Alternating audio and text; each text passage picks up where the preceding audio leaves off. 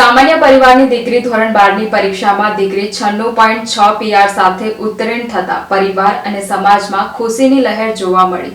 એક તરફ દાદી દેવલોક પામ્યા છે। બીમાર દાદીની સેવા અને પશુપાલનમાં માતા પિતાને મદદ કરતા કરતા દીકરી ઉત્તીર્ણ થઈ સમાજ, ગામ અને ડભોઈ તાલુકાનું ગૌરવ વધાર્યું। ડભોઈ દયારામ શાળામાં અભ્યાસ કરતી અને સાઠોદ ગામે પશુપાલકના વ્યવસાય સાથે સંકળાયેલા માતા પિતાની દીકરી રબારી વૈષ્ણવી વાલજીભાઈ ગુજરાત રાજ્ય બોર્ડનું ધોરણ 12નું સામાન્ય પ્રવાહનું પરિણામ આવ્યું ત્યારે આ દીકરીની મહેનત રંગ લાવી છે। દીકરી અભ્યાસમાં ખૂબ મહેનત કરતી આજે 12 સામાન્ય પ્રવાહના પરિણામમાં વૈષ્ણવી 96.6 પીઆર સાથે ઉત્તીર્ણ થતા સમગ્ર પરિવારમાં ખુશીની લહેર જોવા મળી હતી।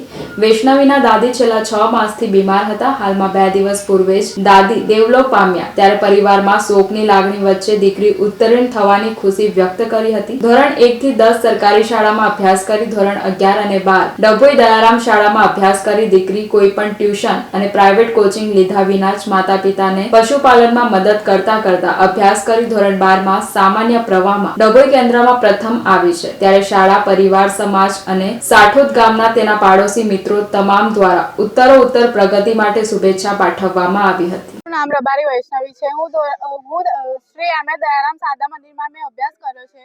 મેં ધોરણ 12માં કોમર્સમાં આખા ડભોઈ કેન્દ્રમાં ફર્સ્ટ આવી છું। મારા પર્સન્ટેજ રેન્ક 96.06 પીઆર છે। મારા મમ્મી પપ્પા મારો સમાજ તથા પ્રાઇમરી સ્કૂલથી તે ધોરણ 12 સુધી મારા મમ્મી પપ્પા સ્કૂલના શિક્ષકશ્રીઓ તથા મારા સમાજ બધાના સપોર્ટથી આજે હું આટલું સરસ પરિણામ લાવી શકું છું। રોજ કન્ટિન્યુઅસલી 5-6 કલાકનો હું અભ્યાસ કરતી હતી। સવારે વહેલા ઉઠીને મેં અભ્યાસ કર્યો તેથી મને આટલું સરસ પરિણામ મળ્યું છે અને આ બધું જ મારા મમ્મી પપ્પાના સહકારથી જ આ પરિણામ મને મળ્યું છે। મેં કોઈ એક્સ્ટ્રા ક્લાસ કે ટ્યુશન ક્લાસ કર્યા નથી। હું પહેલેથી જ સરકારી શાળામાં જ ભણી છું। મારાથી નાના જે સ્ટુડન્ટ હોય છે તેમને પણ હું એ જ કહેવા માગું છું કે બસ મહેનત કરો, પરિણામ મળશે। ધગશથી મહેનત કરો, પરિણામ મળશે અને હું આગળ CA કરવા માંગુ છું। આજનો દિવસ મારા માટે બહુ ગર્વની વાત છે કે મારી દીકરી 1 થી 12 ધોરણ સુધી પ્રથમ ક્રમાંકે જ આવી હતી અને તે બાદ ધોરણ 12માં કેન્દ્રમાં ફર્સ્ટ નંબર આવી છે। એથી વિશેષ તો મારા માટે કોઈ સિદ્ધિ નથી।